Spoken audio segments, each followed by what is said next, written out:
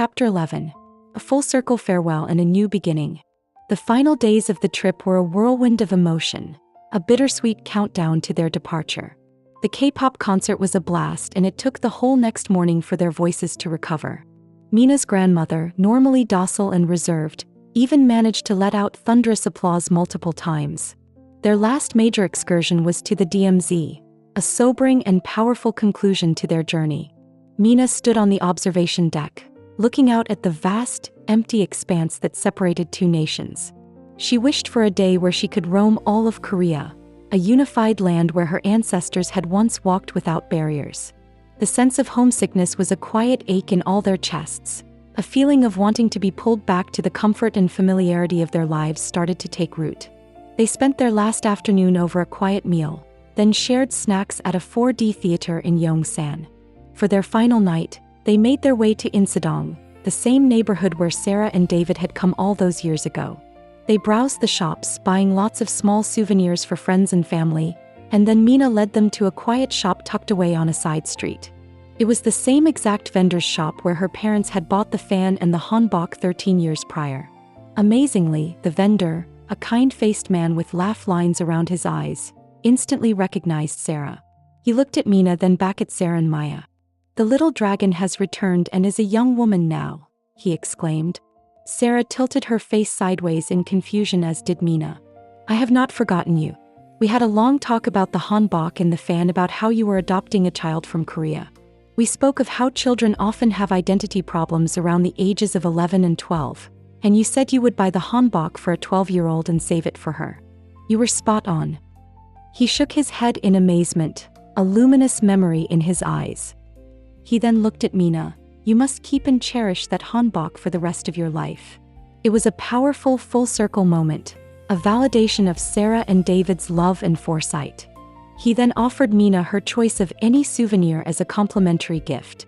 The next day, as they said their goodbyes at the airport, there was no sadness, no tearful goodbyes. There was only pure jubilation. Mina and Hannah hugged for a long time, but there were no tears. There was nothing but joy, peace, happiness, and a confidence that this wasn't the end. There was a sense that she would be back. David arrived home a day early from his trip, also feeling a bit homesick. He spent an entire evening cooking, channeling all his love and excitement into the homecoming meal.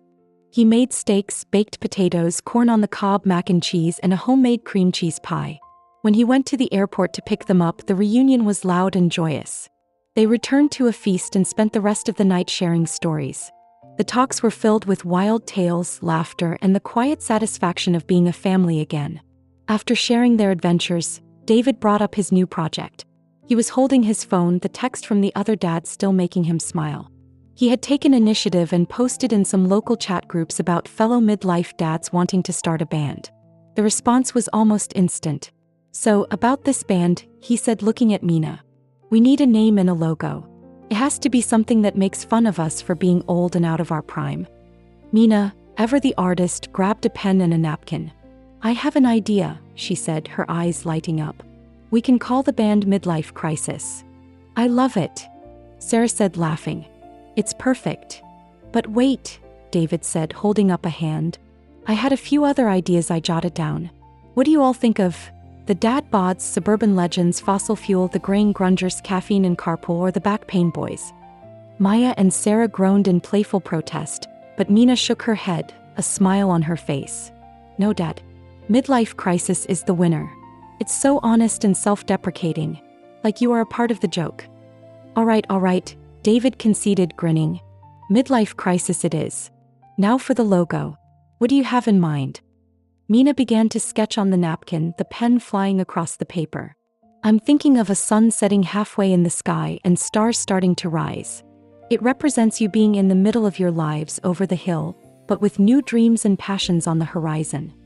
David's eyes widened up with pride as he looked at the sketch. "That's perfect, Mina. Absolutely perfect." As they worked on the logo, David shared more about his trip. "After the Grand Canyon," he said, "I went to Vegas. I saw a comedy show and a magic show."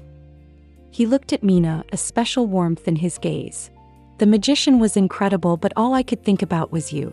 You have so much natural talent.